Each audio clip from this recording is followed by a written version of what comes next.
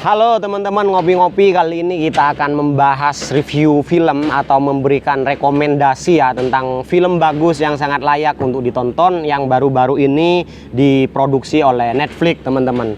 Film ini berjudul In the Mind of a Cat.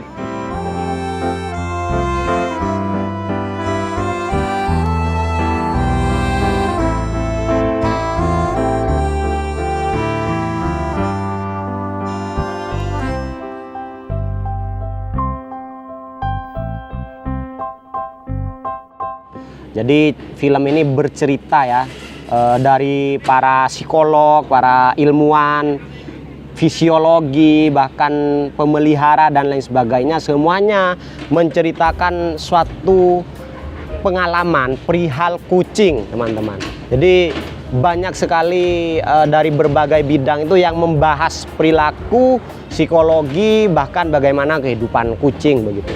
Nah, film ini dibuka dengan banyak sekali pertunjukan sekarang itu yang artisnya itu adalah kucing, teman-teman. Jadi banyak orang yang salah paham kalau dahulu itu kan dibilang binatang yang punya kecerdasan, yang bisa paham pada bahasa manusia dan perilaku manusia, yang bisa berinteraksi dengan manusia itu katanya hanya anjing begitu kan. Ternyata para ilmuwan yang dikumpulkan dalam film dokumenter ini, jadi Netflix memang sangat niat ya untuk membuat penelitian tentang ini. Netflix mendatangi beberapa ilmuwan untuk membahas khusus tentang kucing. Ternyata banyak persepsi yang salah tentang kecerdasan kucing, teman-teman. Jadi menurut film ini, menurut para ilmuwan itu, kenapa kucing tidak se-wow tentang pemberitaannya seperti anjing. Ternyata beliau berpendapat bahwa memang kurangnya penelitian tentang kucing, teman-teman. Jadi karena memang pada dasarnya kucing itu adalah hewan liar ya, atau pemburu pada beberapa puluh, ratus atau ribuan tahun yang lalu, yang akhirnya dengan perlahan-lahan bisa didomestikasi, bisa hidup dengan manusia itu. Maka sekarang banyak sekali para dokter, para para ahli begitu meneliti tentang perilaku kucing. Banyak sekali ternyata hal yang menarik yang diungkap dari film ini. Makanya saya sangat merekomendasikan teman-teman untuk nonton film In the Mind of the Cat. Salah satunya adalah tentang psikologi, teman-teman. Jadi di sana dipertanyakan apakah kucing itu bisa sayang pada pemiliknya. Banyak sekali percobaan, penelitian dan lain sebagainya untuk kucing itu dites dengan berbagai tes yang ada di film itu, dan ternyata di akhir film konklusinya adalah dia punya kasih sayang seperti halnya manusia. Jadi dia punya rasa begitu kepada pemiliknya atau orang yang memelihara dia dengan baik.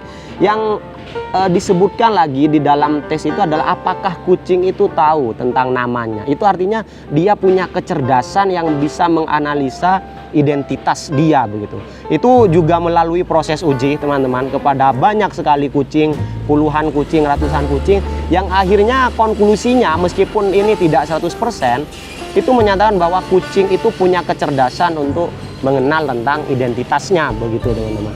Yang menjadi unik dari film ini adalah bagaimana di film ini dihadirkan begitu ya sesuatu yang tidak pernah terpikirkan sebelumnya. Karena kita sama-sama tahu kucing ini punya keterbatasan seperti bahasa, interaksi dan lainnya. Tapi para ilmuwan itu sudah pada level menemukan begitu alat uji yang tepat untuk bisa mengungkap apa sebenarnya yang ada pada kucing ya, baik dari kognitif ataupun fisiologi.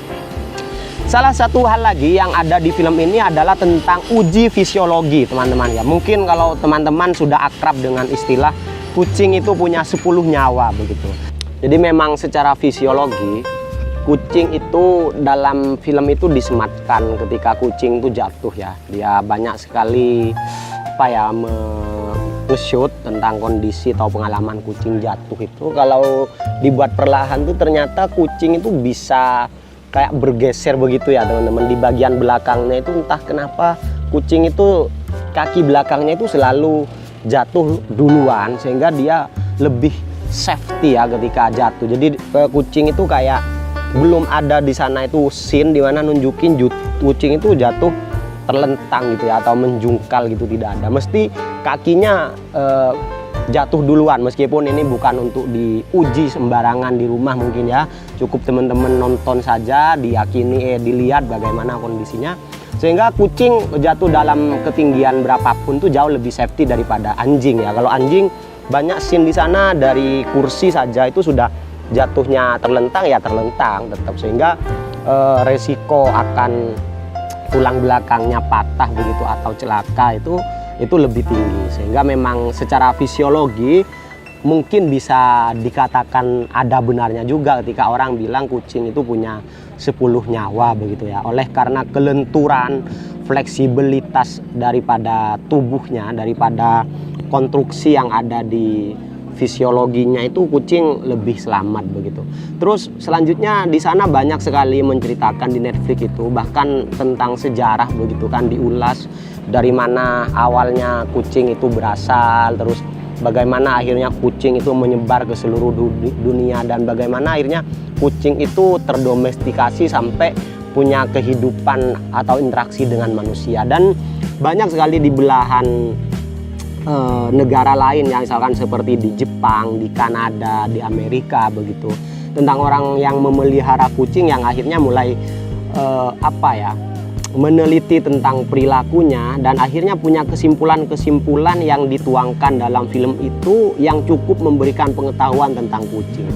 Menonton film ini bisa memberikan edukasi kepada kita tentang bagaimana selayaknya kita memberikan perawatan terhadap kucing, berperilaku terhadap kucing, karena kucing itu adalah bagaimanapun dia itu binatang yang punya sensitivitas tinggi ya, sehingga dia itu kayak kurang terlalu ini dengan keramaian, sehingga banyak sekali orang salah persepsi dengan kucing, akhirnya kucingnya bisa stres dan kadang itu bisa sampai jadi penyakit ya, atau sakit dan lain sebagainya. Sehingga untuk para pecinta kucing dimanapun berada, kita sangat rekomendasikan untuk nonton film dari Netflix ini yang judulnya In the Man of Kite gitu kan.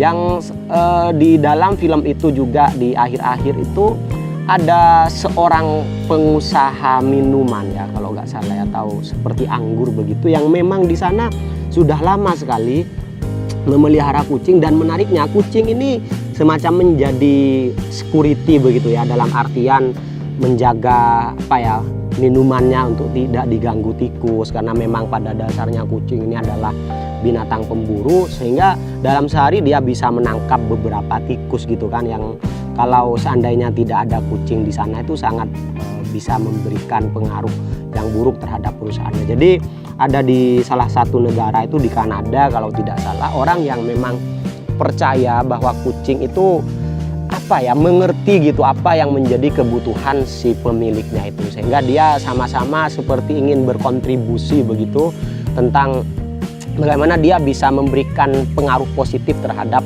pemeliharanya. Sehingga kucing itu bukan suatu makhluk yang pasif, yang tidak ngapa-ngapain, yang butuh dirawat saja, tapi sebenarnya dalam kecerdasan kucing itu dia juga pengen memberikan satu timbal balik begitu kepada pemiliknya. Salah satu scene terakhir yang menarik adalah tentang artistik ya. Jadi banyak sekali di sana itu, bahkan kalau tidak salah muncul di salah satu talent ya, kayak Indonesian Got Talent atau American Got Talent begitu, yang memunculkan tentang betapa artistiknya kucing. Artistik itu juga bagian dari kecerdasan ya dalam seni, bagaimana kucing itu menampilkan sebuah penampilan yang elok untuk ditonton. Dan menurut para pemilik itu kucing melakukan itu dengan sadar teman-teman. Jadi banyak sekali seperti halnya anjing ya, kalau yang umum kita lihat anjing itu kan bisa melakukan hal-hal seperti yang diperintahkan manusia, bisa dididik. Itu sama halnya dengan kucing teman-teman. Artinya kucing juga punya kepekaan itu, oleh karena dia juga punya kecerdasan, sehingga dia punya atraksi-atraksi, bisa menimbulkan atraksi atau melaksanakan suatu tugas tertentu yang ini oleh manusia.